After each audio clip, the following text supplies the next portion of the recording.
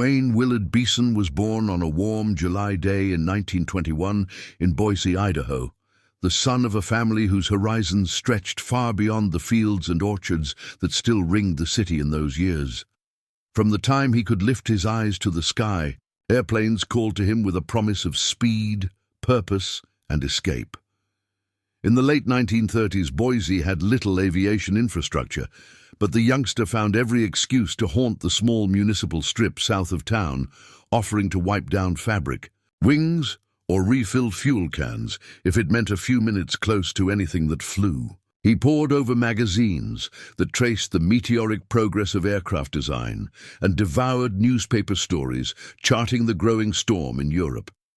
By the time Duane finished Boise High School in 1939, he was determined to fly. Yet the United States was still at peace, and the Army Air Corps accepted only a trickle of cadets. Patience never ranked high among his virtues, and so he began to look north. Canada, already committed to Britain, had opened its doors to American volunteers in the Royal Canadian Air Force.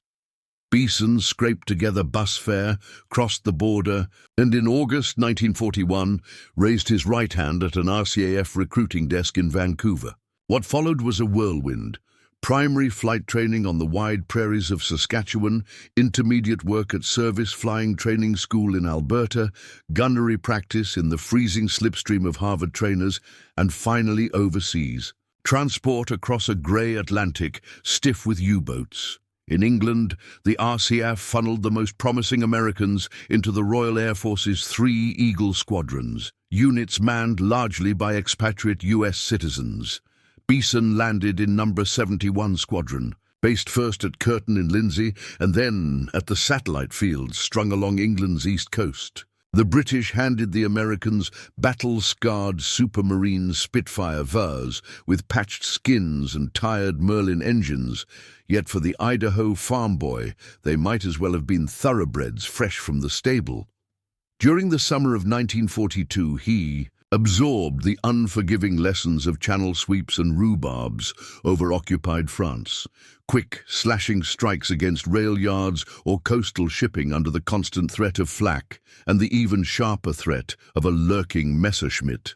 His Idaho accent drew smiles in the mess, but his flying earned respect.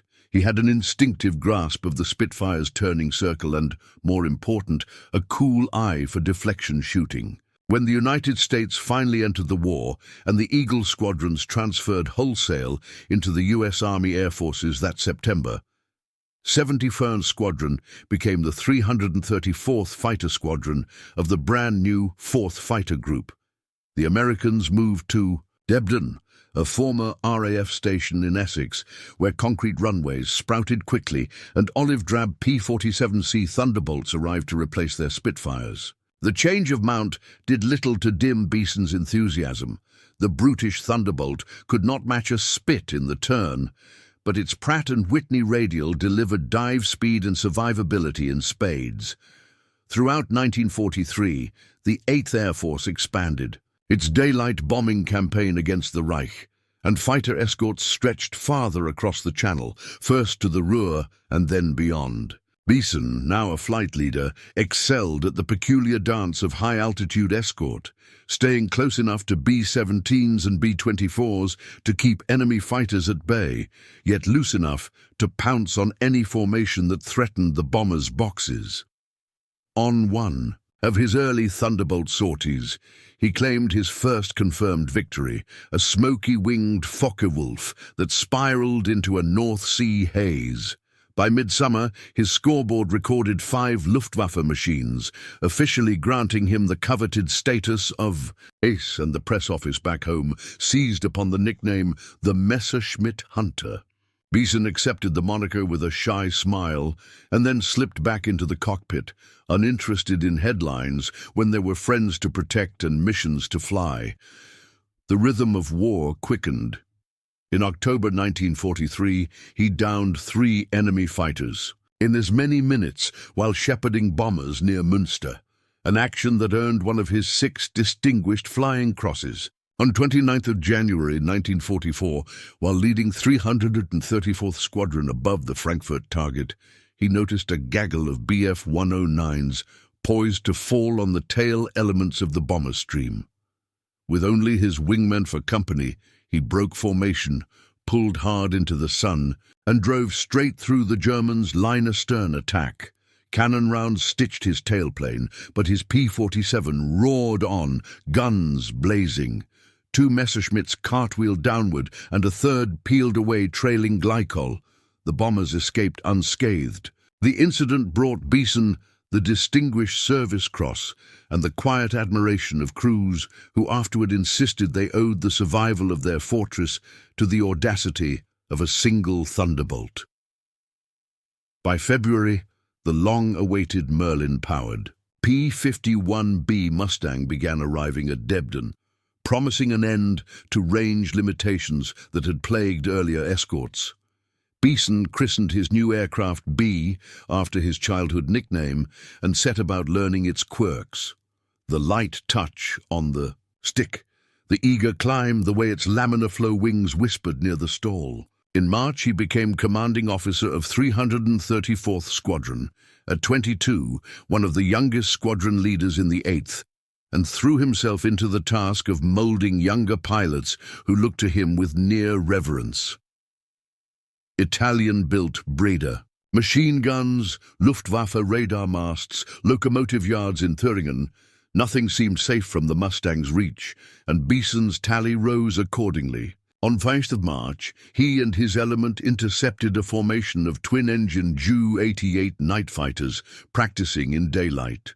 2 quick bursts sent a Junkers burning into low cloud, and minutes later a Bf-110 followed suit. The skies above Europe grew deadlier as spring advanced. During Big Week in late February and the intensive battles that followed, Luftwaffe fighter groups threw everything they had against Allied bombers, and American pilots faced opponents as skilled as any on the planet. Beeson respected the German Jagdgeschwader, their discipline in fluid 6 attacks, their uncanny timing, but he also sensed the strategic tide turning. In the middle of one mission, he watched silver contrails stretch unbroken from the Channel coast to Leipzig, continuous evidence that thousands of American engines now powered their way over German soil. Every minute, a Thunderbolt or Mustang sat atop the bomber stream was a minute the Luftwaffe could not reach the precious 4-engine formations. Beeson never lost sight of that bigger picture. Victory was as much endurance as marksmanship, and his role was to keep the enemy looking. Over his shoulder, on 5th April 1944, his luck finally ran out. The 8th dispatched a deep raid against aircraft factories near Kassel, and Beeson led 334th Squadron on the initial escort leg. After completing their top cover duties, he angled southwest, hunting for targets of opportunity. A marshalling yard near Wesendorf offered tempting rows of wagons loaded with camouflage-netted aircraft components. He rolled into a shallow dive, loosed a long strafing burst, and began to pull away, just as black puffs of 80mm flak erupted around his Mustang.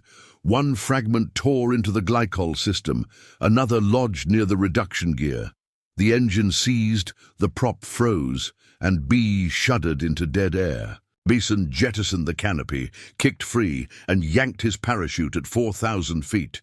He floated down amid bitter gunfire that cut the shroud lines but failed to hit flesh. German soldiers converged within minutes, and the ace who had hunted Messerschmitts across half of Europe found himself, for the first time, a passenger. Imprisonment tested him in ways combat never had. After interrogations at Oberursel, he was transported to Stalag Luft Ulm on the Baltic coast, sharing a barracks with other high-scoring pilots who swapped stories to ward off monotony. Beeson organized lectures on aerodynamics, chess tournaments, improvised from cardboard, and endless debates on post-war aviation. His letters home disguised the camp's privations behind cheerful anecdotes, stealing onions from the compound garden, persuading a German guard to provide extra blankets, poring over Red Cross parcels to invent ersatz apple pie. Late at night, though he lay awake, listening to distant artillery rumbles that drew steadily nearer. In late April 1945, Soviet tanks appeared on the horizon. The guards melted away, and one morning the prisoners simply walked through the wire, greeted by infantry, whose uniforms and language seemed as foreign as Mars. Beeson scrounged a ride. On a C-47 to France, reported to the Debden group he had once led, and accepted the handshakes of comrades who had already counted him among the dead. Homecoming should have been the start of a long career, and for a short time it looked that way. Promoted to lieutenant colonel at 24, he barnstormed across the United States on war bond tours, recounting combat tales with a modesty that audiences found compelling. He married, began studying aeronautical engineering, and considered remaining in the peacetime Air Force, where jets beckoned. Yet headaches nagged him, then blurred vision, then debilitating vertigo. Military doctors diagnosed a malignant brain tumor, an enemy that no tactic could outflank.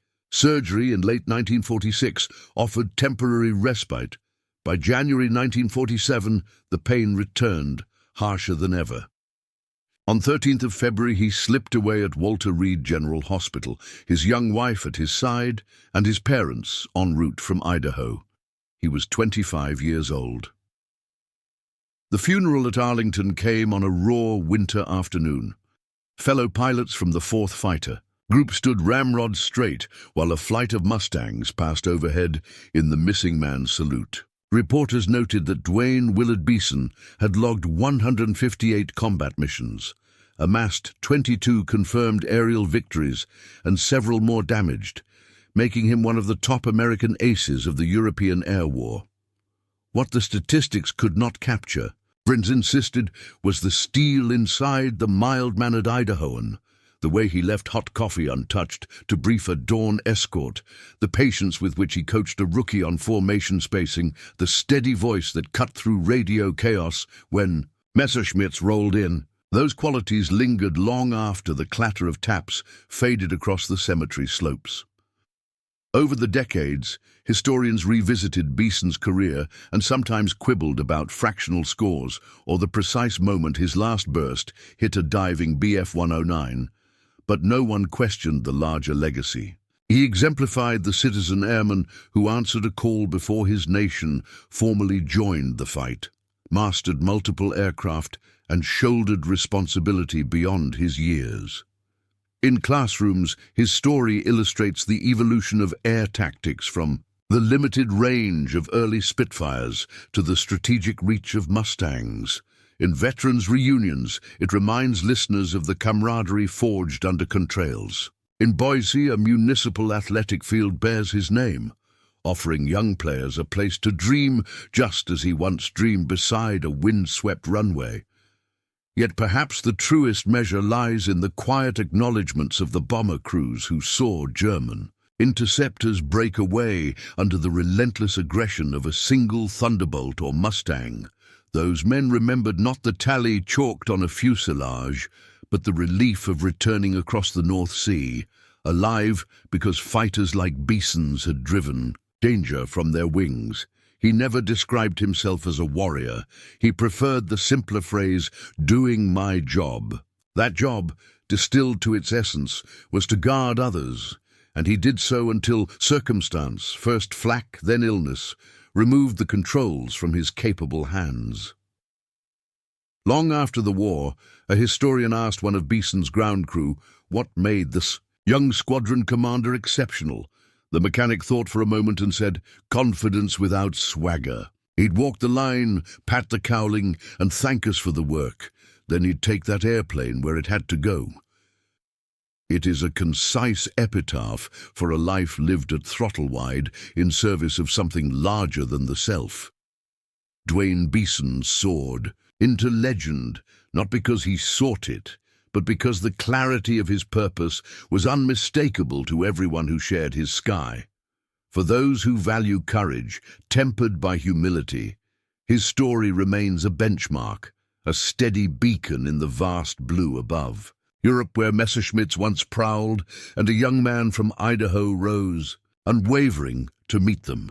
In the spring and summer of 1945, once doctors deemed him fit for limited duty, Duane Beeson accompanied senior officers on a whirlwind Operation Homecoming circuit that threaded its way from Maine to California. Factories emptied for noon rallies, school gymnasiums filled beyond capacity, and marquee lights outside small-town theaters announced his appearance the way they once trumpeted a traveling vaudeville act. He greeted each crowd with the same easy candor that had steadied his squadron over the Ruhr. When a child asked whether shooting down an airplane felt exciting, he paused to choose words that would neither glamorize the act nor cheapen its danger, then said simply that the true excitement was seeing every bomber make it back across the North Sea. Reporters expected swagger, but found a young man who spoke more about teamwork than tallies, more about the ground crews who cursed frozen metal. At dawn, than the split-second triumph of a gun sight flashing across an enemy wing. During one engagement at a Kansas assembly hall, Beeson met Janet Chamberlain, a volunteer USO hostess whose brother had flown B-24s with the 8th Air Force. Mutual friends arranged a rickety roller coaster ride at a charity carnival that evening, and by the time the cars rattled back into the station, the ace and the journalism student were inseparable. Letters followed as he continued westward, 3 in 1 week when trains ran late. And after VJ Day, the couple married in Boise beneath an arch of sabers held by pilots wearing brand-new dress blues still, redolent of mothballs and demobilization ink. Those who attended remembered the moment the groom clasped his bride's hands and whispered that peace was a privilege he intended never to squander. Peace, however, proved elusive. Stateside units were shrinking fast, and Beeson found himself shuffled from airshow guest lists to temporary staff posts that promised little flying. To keep his hand in the cockpit, he volunteered for liaison hops, delivering disassembled P-51s to storage depots or ferrying newly minted T-6 trainers to National Guard bases. He delighted in those solitary transits, skimming above autumn leaves, along the Ohio River, banking around cumulus towers over the Rockies, chatting to tower controllers, surprised to hear a wartime legend in the pattern. More than once, a mechanic discovered him after shutdown, sleeves rolled, wiping hydraulic fluid from a wheel well, because old habits refused to yield to peacetime protocol. By late 1946, the headaches began, needling irritations at first, then piercing shafts of pain that blurred cockpit instruments and forced abrupt landings. Military physicians diagnosed pressure inside the skull and scheduled surgery at Walter Reed. Beeson endured the operation with characteristic composure, joking that a man who had ridden a parachute through 88mm flak would hardly let a scalpel ruffle him. Recovery seemed promising. He was soon walking hospital corridors, trading stories with wounded veterans adjusting to prosthetic limbs. But the tumor cells regrouped faster than the fighter pilot could, and with each passing week his vision dimmed, and the balance that once guided a Mustang through a vertical roll deserted him. When winter settled over Washington in early 1947, friends cycled in to pay respects. Some were fellow aces on their way to civilian airlines, some engineers bound for the bright new world of jet transport, all struggling to reconcile the image of a man who had danced at their wedding receptions, with the wan figure propped by pillows. Beeson insisted on hearing every detail of their plans, the speed of the Lockheed Constellation, the certification trials of the XP-86 Sabre, rumors of a swept-wing research project at Muroc Dry Lake. He offered advice with the same matter-of-fact calm he had once given a wingman regarding ammunition load and fuel burn. On the 13th day of February, as snow whispered against hospital windows, his breathing grew shallow. He squeezed Janet's hand once, as though acknowledging the unseen runway lights he had always trusted, and slipped from consciousness. News of his death traveled quickly, first to 4th Fighter Group pilots scattered across the states, then to bomber crews who still carried black and white snapshots of a lone thunderbolt easing into formation, And finally to the people of Boise, who had followed their hometown boys' exploits through wartime clippings pasted in shopfront windows. Telegrams clogged Western Union desks. Tributes arrived from British squadron mates who recalled a kid with an Idaho drawl and Spitfire eyes, from Canadian instructors proud that an RCAF badge had once adorned his tunic, and from German prisoners of war who, in repatriation camps, now acknowledged a worthy opponent. The funeral cortege that wound through Arlington felt both intimate and immense. Frost cracked beneath the hooves of the caisson horses. Rifle volleys echoed across rows of marble, while the flag on the coffin rippled against a pale sky that might have been mistaken for English weather. A Mustang from his squadron, newly repainted and cleared of combat grime, made a final pass at altitude, and when the lead element pulled skyward and one aircraft continued straight, spectators tilted their heads in silent recognition of the man, forever missing from the formation. Afterward, life resumed its uneven pace. Janet accepted a post at a local newspaper and channeled her grief into editorials urging better veterans' health care. The city of Boise renamed its municipal airfield Beeson Field and erected a modest stone near the original hangar where a boy once wiped dust from barnstormers' wings. In 1949, the Idaho legislature commissioned a bronze bust that captured his slight smile. Schoolchildren visiting the capital still paused to brush their fingertips across the tunic lapel rendered in metal. With the Korean conflict a few years away, young USF pilots searched squadron libraries and found Beeson's after-action reports, lucid narratives that balanced aggressive maneuver with caution for the men under his charge. Doctrine writers quoted his emphasis on altitude advantage and mutual support. Flight leads used his Frankfurt engagement to illustrate how an escort could break up an enemy attack without abandoning the bombers. In quiet readiness rooms, patched. Color slides of B on Debden's perimeter track reminded a new generation that courage was not synonymous with recklessness. The broader aviation community remembered too. When the Smithsonian's National Air Museum gathered artifacts for its World War II gallery, curators requested Beeson's brown leather flying helmet and the battered oxygen mask he had stuffed into a pocket after his last mission. Janet donated them along with the silk escape map he had carried for 8 months as a prisoner. Beneath subdued lighting, visitors lean close to the cracked rubber, understanding that an entire chapter of aerial history lives in those simple items. Scholars continue to argue over the tactical effectiveness of the 8th Air Force fighter strategy, but few dispute that pilots like Beeson accelerated German attrition to a point of no return. He fought within strict rules of engagement, targeting aircraft rather than human beings, and he never spoke of victory in terms of destruction. In lectures he gave during convalescence, he emphasized that aerial combat was a contest of machines, training and nerve, elements that could change rapidly, and that mercy was not weakness but professional discipline. Such framing has helped educators present his story on platforms where violent celebration would violate modern guidelines. Instead, they highlight resilience, duty, and mentorship.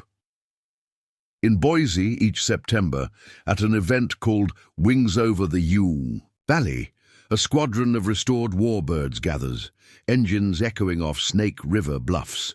When the announcer tells the crowd about an Idaho native who became the Messerschmitt hunter, parents lift children on their shoulders as a silver and red P-51 arcs over the runway, its wingtips rocking in salute. For a brief instant, prop wash ripples the grass, exactly as it did when Beeson first coaxed a barnstormer into the sky, and the past folds into the present with the low thunder of a Rolls-Royce Merlin. Those commemorations matter not only because they honor one pilot's accomplishments, but because they remind audiences that history is carried forward by individuals whose choices ripple outward.